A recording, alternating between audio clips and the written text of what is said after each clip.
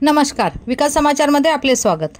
नालासोपारा पूर्वमधील 41 बेकायदा इमारती पाडण्यास सोमवारी मुंबई उच्च न्यायालयाने 30 सप्टेंबरपर्यंत दिली स्थगिती। वसई विरार शहर महानगरपालिकेच्या नालासोपारा पूर्वमधील 41 बेकायदा इमारती पाडण्यास मुंबई उच्च न्यायालयाने सोमवारी स्थगिती देण्यास नकार दिला असला तरी त्यांच्या राहणाऱ्यांना 30 सप्टेंबरपर्यंत जागा सोडण्यास वेळ मिळणार आहे। न्यायमूर्ती महेश सोनक आणि कमल खाता यांना व्हीव्हीसीएमसीच्या अधिवक्ता स्वाती सागवेकर यांनी 1 जून ते सप्टेंबर अखेरपर्यंत पावसाळ्यात इमारती रिकामी करणे किंवा पाडण्याविरुद्ध नागरी संस्थांना राज्याच्या सरकारी ठरावाची माहिती दिली। चालू असलेल्या पावसाळ्याचा कालावधी लक्षात घेता आम्ही व्हीव्हीएमसीला 30 सप्टेंबरपर्यंत पाडू नये असे निर्देश देतो। त्यांनी निर्देश दिले आणि हायकोर्टात गेलेल्या 15 रहिवाशांकडून हमीपत्र मागितले।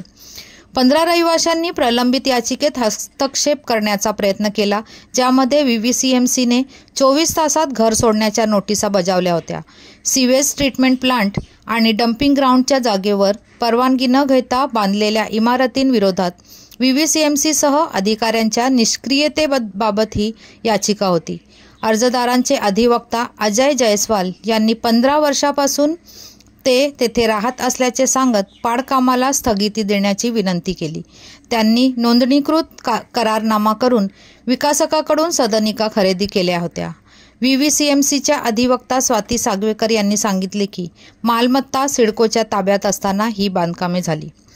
याचिकाकर्त्यांचे वकील उदय वारुंजीकर म्हणाले की जुलै 2021 मध्ये 15 रहिवाशांसह सर्व रहिवाशांना कारणे दाखवा नोटीस बजावण्यात आली होती।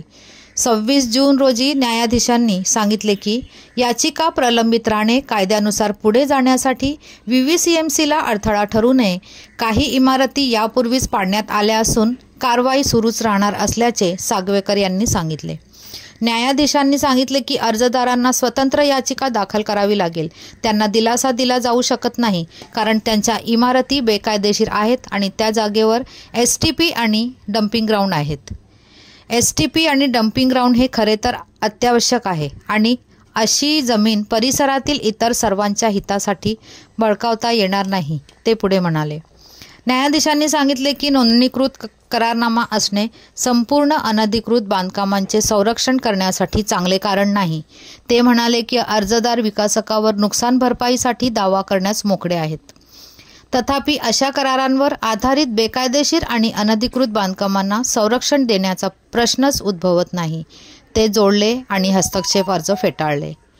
वारुंजीकर म्हणाले की व्हीव्हीसीएमसीच्या अधिकाऱ्यांना बांधकामाची माहिती नाही, हे अनाकलनीय आहे। सागवेकर म्हणाले की सिडकोच्या अधिकाऱ्यांनी जमिनीचे संरक्षण करायला हवे होते आणि त्याची जाणीव असायला हवी होती। व्हीव्हीसीएमसीने सांगावे की शेवटची गोष्ट आहे, जर तुम्ही या गोष्टींना प्रोत्साहन देत असाल, मग ते खाजगी पक्ष असो किंवा इतर कोणी, तुम्ही भूमाफियांना प्रोत्साहन देत आहात, दुसरे काही नाही। यात गरीब लोक पूर्णपणे उद्ध्वस्त होत आहेत, न्यायमूर्ती खाटा म्हणाले। धन्यवाद। वसईहून मी शहनाज शेख, विकास समाचार। चॅनलला लाईक, शेअर, सबस्क्राईब जरूर करा।